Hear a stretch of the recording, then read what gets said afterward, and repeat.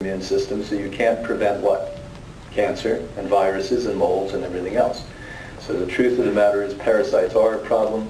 We have methods that we purge people with it. Not good enough to just take a colonic. You have to have poison with it. And there are good fecal tests to tell you what you have. We can see them in the blood, but we can't tell you what the name is. They're driving too fast by. So it's like a cop who can't identify. So we have to do fecal testing, then we can test. And there are some, let's be candid with you, that we actually resort to pharmaceutical drugs for. Like blastocystic. These are so vile, the herbs never take that away. I mean, I would give people 2 bottles of the herbs and it didn't work. So we did do a pharmaceutical drug for a few days, it kills that, and boom, then it goes away. Candida is a problem. In everyone's body we have Candida, every one of us. If you live in Arizona, you'll have less than in the Toronto area, Hamilton, because we're more humid up here. And why it's now a disease, and it wasn't a disease in your grandmom's generation, is our immune systems were strong. But now this natural occurring fungi gets into our body. It used to be able to be handled very easily, and as weak as we are and getting weaker by the day, this overgrows, gets into your bloodstream, and complicates issues. It's like having, snow on your windshield when you're trying to drive. And so the poor immune system and bloodstream can't function the way that it ought to. And so it's very correctable. And, you don't need the pharmaceutical drugs ever in that case. And there's a wide variety of things that we may suggest for a person to do on that. Okay, last row. Super deluxe water distiller. Right. And ever since I've had it, it gives off a metallic taste to the water. That's really funny. funny. I'm wondering if that's good or bad. It's got to be bad. Do you know if it's made out of aluminum? Stainless steel. That's really weird. Does your water have what may happen? You live here in Hamilton? Here's something, it may not be the distiller. I would lean to what I'm going to tell you more than the distiller. There are some water systems that have so much metallic in it, so much heavy metal in it, that when gastrically, the distiller, you know how it works. It boils and the matter comes out one side and the hydrogen and oxygen that's gassed, it goes over. It could actually carry the charge with it from dispensing that. But you'd have to have a test not by your local water department, they don't test for anything, but by the university here.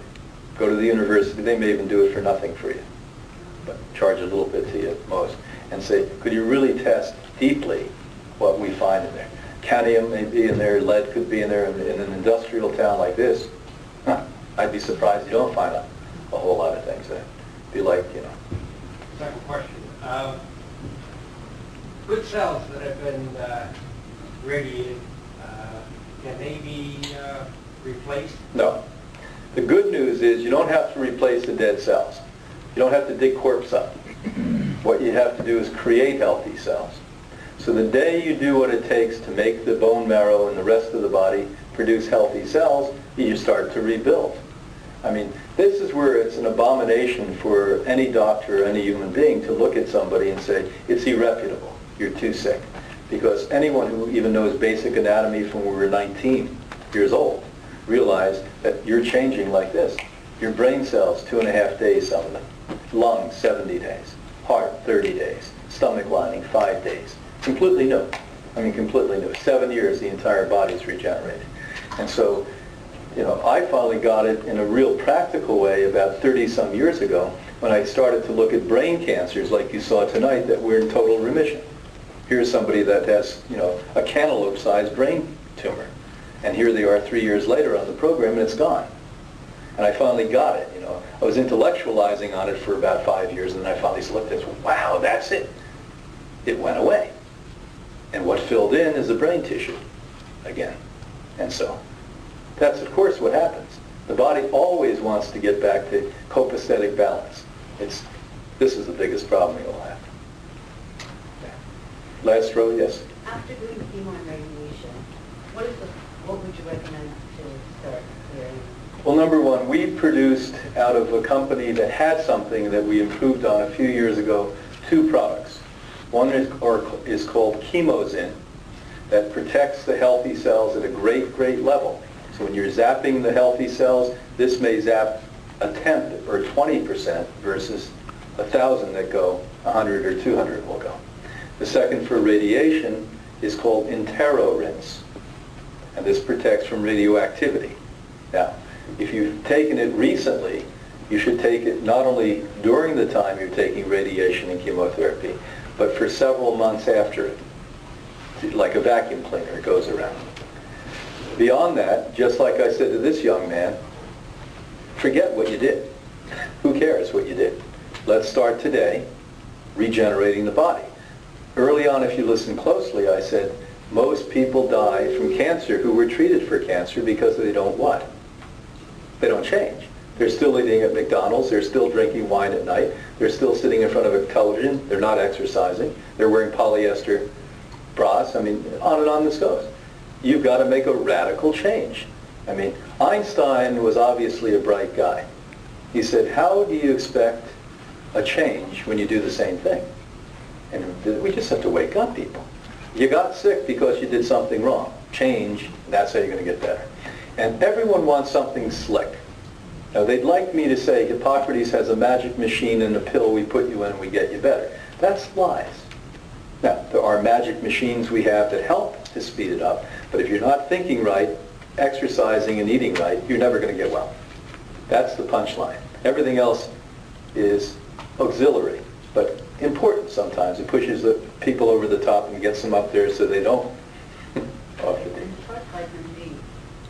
Can you take calcium and magnesium with vitamin D, or how much vitamin D? Well, number one, vitamin D is one of the biggest shams I've ever seen in my history. You're old enough, I think, to remember when they told us the sun was good for us. Remember when you went in the sun, you felt right? And like 30 years ago, they came out and said, the sun's going to kill you. So once we went in the house, we all got pale and we got white, and now 30 years later, they launch out and say, oh, we all have vitamin D deficiencies. Now here's the ironic part of the story. What they're testing you for is a supplemental chemical form of vitamin D. They're not testing you for vitamin D that you get from the sun. They're testing what they manufacture in the pharmaceutical industry and call vitamin D. So every one of you that are going to be tested under those conditions are going to have a vitamin D deficiency, unless you're just lucky enough to take high doses of their chemical supplement. Another form of vitamin D, isn't it weird? And people don't know this. The second thing, they make vitamin D out of fish oil. You want to really get cancer back, that's a great way to do it. Now, are there good forms of vitamin D? Number one is the sun. You're going to say, I live in Canada. It doesn't matter. If you live in Canada, get natural fiber clothes on and go out into the sun. In a snowstorm, you're getting sun. You have to be out there 30 minutes, 5-6 days a week. That's the best way to get vitamin D. I make the best vitamin D supplement, but it will never replace what the sun gives you. Okay? And that's called Sun D. It's a living food made out of shiitake mushrooms, because the shiitake knows how to capture it in the dark and bring it in and hold it. And we don't process it. We just grind it up, put it in high dose vitamin D and put it in there. And you take a few of those along with the sun, you'll be more than happy. Nobody has any of that in their car, do they? You have some of that? Hold your hand up. You should go to see her later. That's a good one. And you know, Canadians, I mean, if you were one of the Olympians doing cross-country skiing, I would never tell you to take a supplement. So I know you're out there several hours a day, 6-7 days a week. But you probably need it because you hang out watching television sometimes. Anyone else in this row? Yes? I have a couple of questions. Number one is the little green algae which you take several times a day. What form do you take it in? Do you chew it? Do you drink it? Do you put it in a pill? And number two is you seem to mention the agave, the sweetener. Right. And you didn't choose the light.